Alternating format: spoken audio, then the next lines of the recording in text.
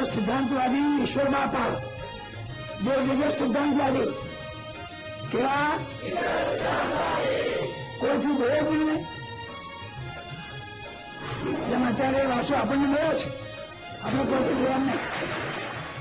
કોઈ માને તો ભલે, ન માને તો ભલે, પણ જેમ છે તેમ કહેવું એવું કહેવું નહીં.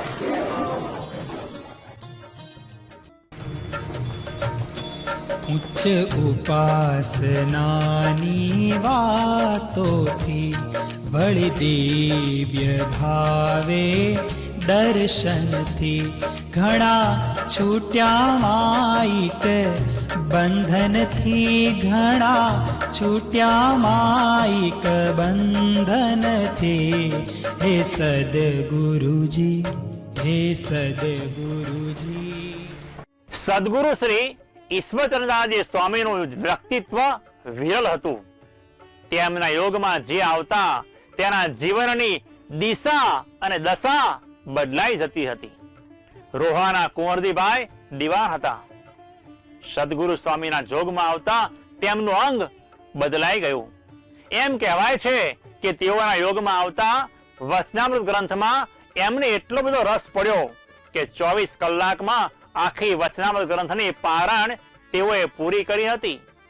સદગુરુના યોગમાં આવતા તેમણે ધ્યાન કરવા માંડ્યું, પરંતુ તેઓ દિવાન હોવાથી ક્યારે પરાઠી વાળીને નીચે બેઠેલા ન હોવાથી તેઓ ધ્યાન કરવા માટે સ્વસ્તિકાસને બેસવા માટે પ્રયત્ન કરતા હતા, પરંતુ તેઓ બેસી શકતા ન હતા. અને તેઓ પરાઠી વાળે ત્યારે પગ ઊંચા ન થઈ જાય તે માટે ઘંટીના પડિયા મૂકીને ધ્યાન કરતા હતા. એવા ખપવાળા તેઓ હતા અને આવા તેઓ શ્રદ્ધાળુ હતા. તેના કારણે શ્રી સ્વામી ભગવાનનું તેમણે 2.5 કલાક સુધી વિના સંકલ્પે ધ્યાન સિદ્ધ કર્યું હતું અને આવી ઉચ્ચતમ ધ્યાનની સ્થિતિ તેમણે પ્રાપ્ત કરી હતી. સદગુરુ ઈશ્વરચંદ્રદાસજી સ્વામી સરસપુરમાં રહેતા હતા.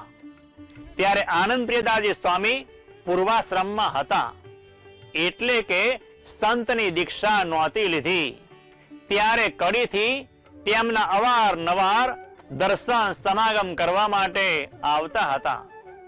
ત્યાં આવતા ત્યારે તેઓ સદગુરુ સ્વામીના વસ્ત્રો પણ ધોતા અને સેવા કરતા.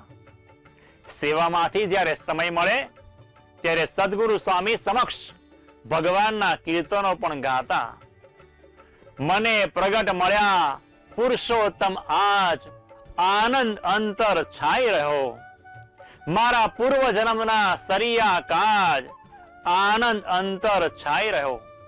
આ કીર્તન જ્યારે આનંદપ્રિયદાસજી સ્વામી જ્યારે ગાતા ત્યારે સદગુરુ સ્વામી પોઢ્યા હોય તરત ઢોલિયામાંથી બેઠા થઈ જતા. તેઓ રમૂજમાં આવીને કીર્તન ગાવા લાગતા કે આ દેહ ધર્યો શ્રીજીને કાજ, આનંદ અંતર છાઈ રહ્યો. પછી આ કીર્તનમાં સુધારો કરીને ગાતા, આ દેહ ધર્યો કજિયાને કાજ, આનંદ અંતર છાઈ રહ્યો.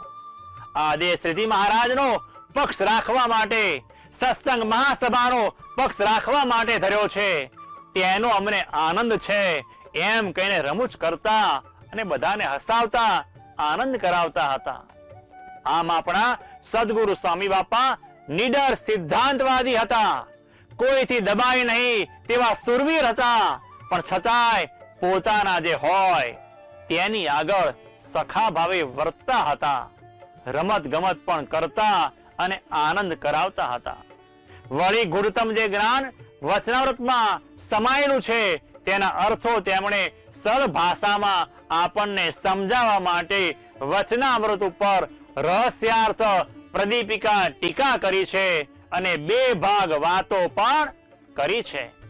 આ બધા પ્રસંગોની યાદ જીવન પ્રાણ સ્વામી બાપાને આવે છે, માટે તેઓ પંક્તિની રચના કરે છે કે આપે રમત ગમતથી જ્ઞાન કરી પૂછી પ્રશ્નો સર્વે ગ્રંથિ હરી જોઈ મૂર્તિ અમારી દ્રષ્ટિ ઠરી જોઈ મૂર્તિ અમારી દ્રષ્ટિ ઠરી હે સદગુરુજી હે સદગુરુજી હે સદગુરુજી હે સદગુરુજી